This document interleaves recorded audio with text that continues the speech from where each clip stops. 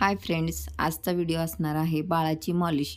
तर बाळाची मॉलिश हा म्हणजे खूप महत्त्वाचा विषय आहे। बाळाची अंघोळ आणि मॉलिश करणं म्हणजे खूप महत्त्वाचं काम आहे आणि आजकाल ह्या गोष्टी बऱ्याचशा लोकांना येत नाहीयेत। ज्या पूर्वी आपल्या आजी, मावशी, आई ज्या करायच्या त्या आता शक्यतो लोकांना करता येत नाहीये आणि खूप मोठा प्रॉब्लेम होतो या गोष्टीचा। तर माझा एकच प्रयत्न असेल, की या व्हिडिओमधून जर कोणाला छोटी-मोठी आयडिया भेटून जर त्यांना त्यांच्या बाळाची मसाज करायला सोपी गेली किंवा त्यांना त्याचा फायदा झाला, तर मला त्याच गोष्टीचा फार आनंद होईल. म्हणून हा व्हिडिओ मी तुमच्याबरोबर शेअर करत आहे. कारण आत्ता किती मोठा प्रॉब्लेम आहे, की बाळाची अंघोळ आणि बाळाची मालिश या सगळ्या गोष्टींना खूप पैसे द्यावे लागतात. बाहेर जर कोणाला आपण बोलवलं तर आणि पैसे देऊन पण ते व्यवस्थित आपल्या बाळाचं होतंय का नाही याची चिंता असते. तर या व्हिडिओमधनं तुम्हाला थोडंफार जर याचं ज्ञान भेटलं तर हेच माझ्यासाठी खूप असणार आहे. म्हणून मी आमच्या बाळाला अंघोळ कशी घातली आणि मॉलिश कशी केली, तर या पार्टमध्ये तुम्हाला फक्त मॉलिश कशी केली हेच पाहायला भेटणार आहे. तर या पद्धतीने मी बाळाची मॉलिश करते. तर खूप लोकं म्हणतात बाळाची टाळू वगैरे भरायची नाही. खरं आहे तुमचं. डॉक्टर पण आम्हाला तेच सांगतात, की बाळाची टाळू भरायची नाही किंवा असं रगडून वगैरे मसाज करायची नाही. अगदी ते बरोबर आहे. पण बाळाची टाळू भरणं पण खूप गरजेचं आहे. कारण जन्मानंतर बाळाची जी डोक्याची स्किन असते ती खूप ड्राय असते आणि ते असं थोडंसं ड्रायनेस त्यांना जाणवत असतो. थोड्या-थोड्या अशा खपल्या आल्यासारखं होत असतं. तर त्यावेळेला त्याला तेलाची खूप मदत होते. म्हणून बाळाची टाळू भरायची, पण खूप रगडून वगैरे नाही भरायची. तर हलक्या हाताने जसं मी या व्हिडिओमध्ये भरलेली आहे त्याच पद्धतीने भरायची.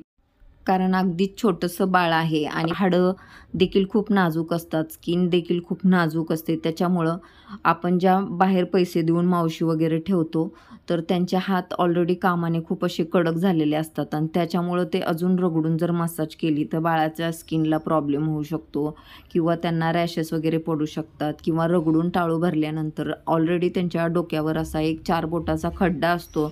कोणाला छोटा असतो, कोणाला मोठा असतो. तर अशा वेळेला जर रगडून टाळू भरली तर त्याला त्याला तिथे पेन होण्याची शक्यता असते. तिथं त्याला दुखू शकतं. त्याच्यामुळे फार रगडून टाळू भरायची नाही. पण आपल्याला पूर्वीपासून आपल्या आजींनी, आईंनी, मावशांनी जे काही शिकवलं त्या पद्धतीनं पण थोडंसं चेंजेस करून आपण हलक्या हाताने आज बाळाची टाळू भरून मसाज करणार आहे. तर इथे मी व्यवस्थित आमच्या बाळाची मसाज करायला घेतलेली आहे. तर पायाची मसाज मी अशा पद्धतीने करत आहे. पाहू शकता तुम्ही टाळूला तर तुम्ही अगोदर बघितलं, की मी किती हळूवारपणे टाळू भरलेली आहे आणि आमच्या बाळाचे केस पण खूप जास्त आहेत. त्याच्यामुळे त्याला तेल लावल्याशिवाय त्याचे केस असे मऊ राहत नाही आहेत. त्याच्यामुळे त्याला भरपूर तेल लावावं लागतं आणि हलक्या हाताने टाळू पण मी भरते. तर इथे मी पायाची मसाज करते अगदीच हलक्या हाताने, म्हणजे बोटाच्या जोराने इतकं, म्हणजे हलक्या हाताने प्रेस करत थोडंसं त्याला सोसेल असं, त्याला छान वाटेल असं करत आहे. आणि आमच्या बेबीला मसाज पण खूप आवडते बरं का. पहिल्या दिवसापासून तो एकदम शांत राहतो मसाज करताना. तर महत्त्वाचं म्हणजे मसाज करण्याला ना बाळाला पायाची मसाज देणं खूप गरजेचं आहे. कारण पायाला जर त्याला ताकद भेटली किंवा त्याची हड्डी मजबूत झाली पायाची, तर बाळ लवकर चालायला लागतं, लवकर रांगायला लागतं. तर अशा पद्धतीने मी थोडंसं गुडघ्याला ऑइल वगैरे करून थोडं बोटाच्या सहाय्याने मसाज करते. बाळाच्या पूर्ण पायाची मसाज कशी करते ते बघा तुम्ही. तळपायाला देखील आपल्याला त्याला हलक्या पद्धतीनं मसाज द्यायची, जेणेकरून त्याला पायाला थोडंसं ऑइल भेटेल आणि तळपायाला जेवढं ऑइल भेटेल तेवढं चांगलं असतं. कारण पायाचं जे थंडावा असो किंवा गरमास असो ते आपल्या माथ्यापर्यंत पोचत असते. तर अशा पद्धतीने मी बाळाच्या पायाची मसाज करते. तर तुम्ही पाहू शकता त्याला सोसेल असं, त्याला त्रास होईल असं काही करायचं नाही आहे. तर इथं ही मसाज करणं पण खूप महत्त्वाचं आहे. कारण त्याच्या पायाची एक्सरसाइज तर होतेच, पण त्याचबरोबर बाळाच्या पोटाचं गॅस वगैरे झाला असेल ते पण पास व्हायला भरपूर मदत होते.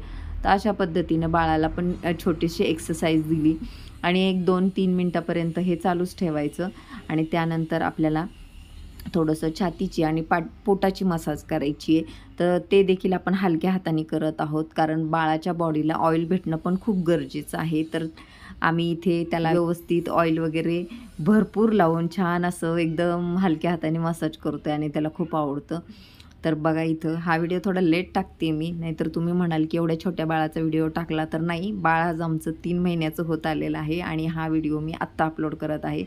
तर इथे छान अशी मसाज करून हाताची मसाज करायची, कारण बाळ म्हणजे काही तो शांत बसत नाही. एकदम वळवळ वळवळ वळवळ त्या सगळ्यामध्ये त्याचे हात दुखत असतात, पाय दुखत असतं, त्याला पाठीला थोडंसं पेन होत असतं झोपून झोपून. तर त्याच्यामुळे त्याला हाताला, त्याच्या जॉईंटला, हाताचे जॉईंट, पायांचे जॉईंट जे असतात ते थोडंसं सरळ करत, थोडंसं हलक्या हाताने त्याला मसाज देत, थोडंसं ऑइल लावत लावत, जेणेकरून आपल्या हाताचं कुठंतरी त्याला जोर लागू नये, कुठं त्याला हे रॅशेस वगैरे होऊ नये यासाठी एकदम हलक्या हाताने मी त्याला मसाज देत आहे. आणि हे त्याला खूप आवडतं. पण आत्ता तो चिडत होता, कारण त्याला आज लेट झालं होतं अंघोळीला आणि त्याची ही वेळ नव्हती, पण त्या वेळेत आणि त्यात व्हिडिओ पण बनवायचा होता, त्यामुळं त्याची आज जरा चिडचिडच झाली. पण छान अशी मसाज करून घेतली त्यांनी. आणि मी जी ही पोटाची मसाज करते ना, या पद्धतीनं तुम्ही प्रयत्न करा. जर तुमच्या घरात छोटा बेबी होणार असेल किंवा झाला असेल तर अशा पद्धतीनं करा. या मसाजचा ना गॅस पास करायला खूप जास्त फायदा होतो, कारण बाळाचे आतडे हे खूप नाजूक असतात आणि आईच्या खाण्यातून जे बाळाला पोचतं त्याच्यामुळं त्याला पचन होणं न होणं ह्या सगळ्या गोष्टीमुळे त्याला गॅस पास होत नाही लवकर, आणि या सगळ्यामुळे त्याला त्या गोष्टीचा फायदा होतो. तरी ते हाताची मसाज, आता आपल्या आजी लोकांना तर हे सगळं करताना आपण बघितलेलंच आहेत. मग तेच बघून थोडंसं मी इथे ट्राय केलं, कारण माझ्या मुलीच्या वेळेला मी एक मावशी लावल्या होत्या, त्या थोडंसं अशा पद्धतीने करत होतात. तोच कुठंतरी थोडासा अनुभव पाठीशी होता आणि त्या अनुभवातूनच मला हे सगळं करता आलं. तर काय असतं, कोणतीही गोष्ट शिकलेली वाया जात नाही. तसंच आज माझी मुलगी 14 वर्षाची आहे, पण त्या गोष्टी जेव्हा मी पाहिल्या की त्या मावशी कशा करत होत्या, त्याच पद्धतीने थोडंसं आज मी आमच्या बाळाबरोबर मसाज करायचा प्रयत्न केला आणि खरंच ती मसाज एकदम छान झाली आणि आमच्या बेबीला पण आवडलं. तर इथं नाकाला वगैरे नाही का, आता सगळे म्हणतात ना थोडंसं नाक वगैरे असं उचलायचं असतं हे, पण आमच्या बाळाचं नाक ना जन्मताच एकदम सरळ होतं, त्याच्यामुळं नाकासाठी फार काही कष्ट घ्यावं लागले नाही. आणि शक्यतो ना बाळाचा वरचा होठ जो असतो ना तो असं वरचा भाग, होटाच्या वरचा भाग थोडासा उंचावल्यासारखा असतो, तर तिथं पण थोडंसं हलक्या हाताने अंगठ्याच्या सहाय्याने थोडंसं दाबत ते देखील आपल्याला थोडंसं मसाज करून घ्यायचं.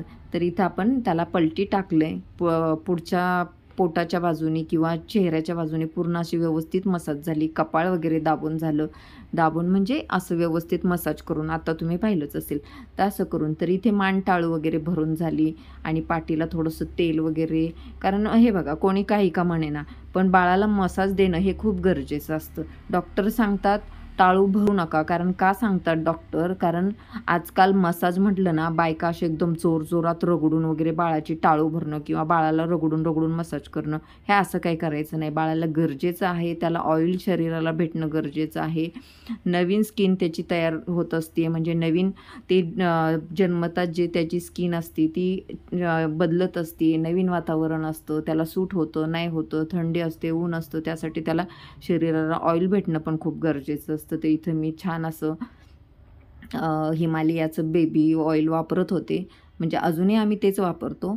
तर छान असं त्या बेबी ऑइलचं, तर अजूनही आम्ही तेच कंटिन्यू ठेवलेलं आहे. बाळाला पण ते छान सूट झालेलं आहे हिमालया बेबी ऑइल. तर व्यवस्थित इथं, तर हातासाठी पण इथं बघा मी एक हात पकडलेला आहे आणि व्यवस्थित सरळ असा घेऊन त्याला व्यवस्थित हलक्या हाताने मसाज करते, जेणेकरून ना बाळाच्या हातापायांना जेवढी छान मसाज भेटेल ना तेवढं बाळाचे हातपाय मजबूत राहतात, असं मी पहिल्यापासून आमच्या म्हणजे आजूबाजूच्या लोकांचं ऐकलेलं आहे, माझ्या मुलांच्या बाबतीत ऐकलेलं आहे. आणि माझी मुलं पण खूप असं हेल्दी आहेत, छान असे स्ट्रॉंग आहेत, त्याच्यामुळं मी माझ्या भाच्याला पण तितकंच छान करायचा प्रयत्न करते. तर इथं छान आमची मसाज चालू आहे, थोडंसं एक्सरसाइज चालू आहे, थोडीशी मसाज चालू आहे आणि रमत-गमत. तर इथं आमच्या बाळाला ना असं पायावर डोकं ठेवलेलं बिलकुल आवडत नाही, का इकडे-तिकडे बघायला भेटत नाही. तर आता इकडे-तिकडे बघायचं चालू आहे, कारण एवढं छोटूसं होतं ना, आपण मान उचलून इकडे-तिकडे बघायला लागायचं. तर इथं पायाचे जे आपले गुडघ्याचे जॉईंट असतात ना, तिथं पण थोडंसं हलक्या हाताने पालथं टाकल्यानंतर थोडीशी मसाज देणं, कारण ते पाय बाळाचे कसे शक्यतो असे फोल्डच राहतात, सरळ करत नाही बाळ पाय.